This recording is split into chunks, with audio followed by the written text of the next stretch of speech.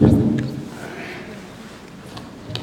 you, Dr. Firas, for this nice presentation. I would like to thank JOA, the Jordan Orthopedic Association, for giving me this opportunity to talk about screening of DDH in Jordan. I'm going to start with this case, and I just want you to think about what are the possible ways to treat it. This one and that one. And these three x-rays are for the same patient. And what about if she presented with this x-ray? I guess there's a huge difference between this and that one. So I'm going to talk about the incidence of some diseases, incidence of DDH, why it's high in Jordan, 2 questionnaires, what was our action, is it effective, cost of treatment, and finally I'm going to conclude.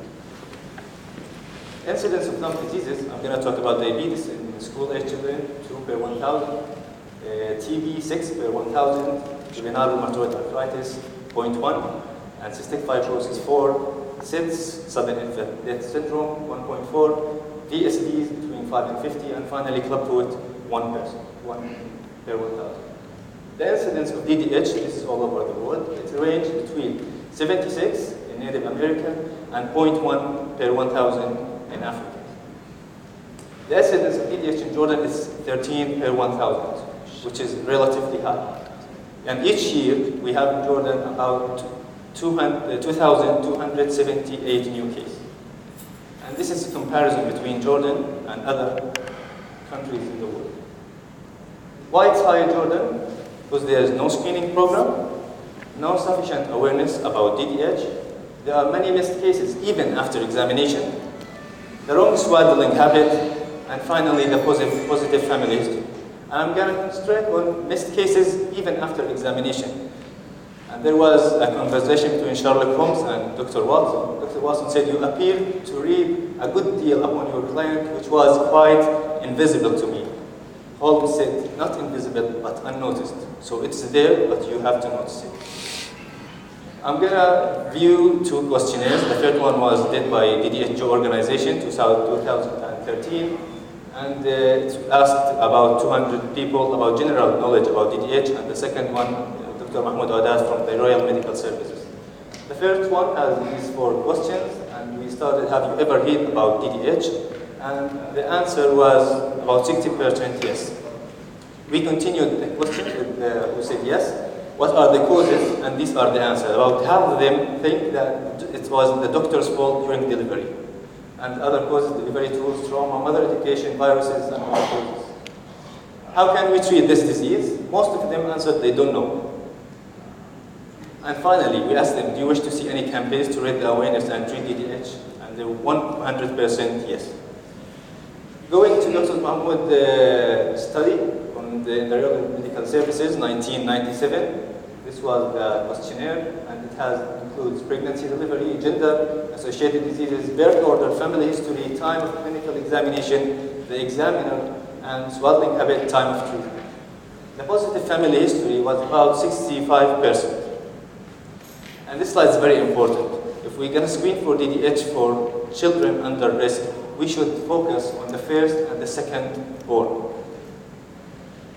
Examination at nursery, 84% examined, and 64 were not examined, and I don't know why.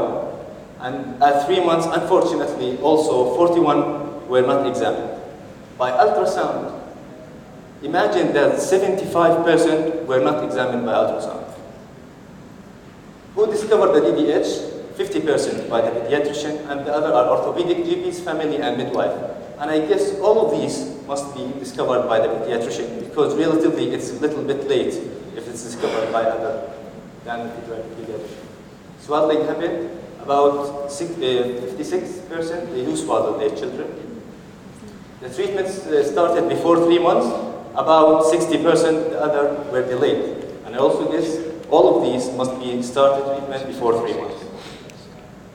Duration of treatment until hip is normal. If you start your treatment before 1 month, so it would take 3.6 months to restore the normal hip. And if you started between 1 and 3 months, you will need 7 months. And if you started between 3 and 6 months, you will need 9.3 months. What was our action?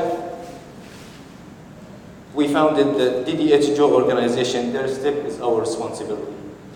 The DDH-Jo Organization is a non-governmental foundation that founded in between doctors and medical students. The main objective or clear objective is to make DDH screening as a federal law. This is the executive board of our organization. Our vision is to simplify the early diagnosis process to all Jordanian people and to decrease the complications of DDH. Our aim is to reduce the number of undiagnosed DDH patients and to pass a law to do that. Our mission is to raise understanding about DDH and to educate parents how significant need for early diagnosis. This was our first scientific day in the Hashemite University under the patronage of His Excellency, the Minister of Health, Royal Medical Services, and the Hashemite University. So is it effective? I'm going to give an example for the Japan educational campaign between 1971 and 1997. The incidence of DDH in Japan was about 53 per 1,000, which is very, very high. And there was strong association between swaddling and DDH, especially for children born in winter months. So they came with 5 normal infants. They have no hip stability, was noted in the first 24 hours.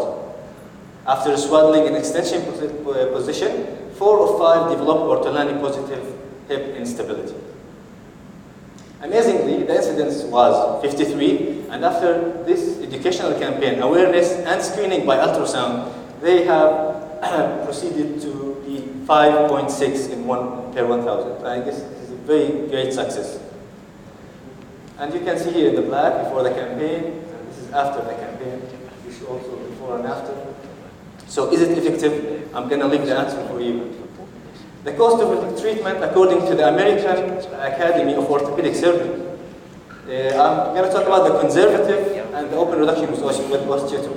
The pelvic harness costs $30 and the open reduction with osteotomy about $38,000. So if we take this and put it in Jordan, for our cases each year, by pelvic harness, we're going to pay about $68,000. But if we wait until complicated DDH and neglected DDH and we do open reduction with osteotomy, we're going to have about $90 million. I guess there's a little bit difference between those. And as the English proverb said, if there is a will, there is a way. And in the conclusion, I'm going to say early diagnosis, and early diagnosis. Thank you very much. Thank you, Dr. Osama, for this nice talk.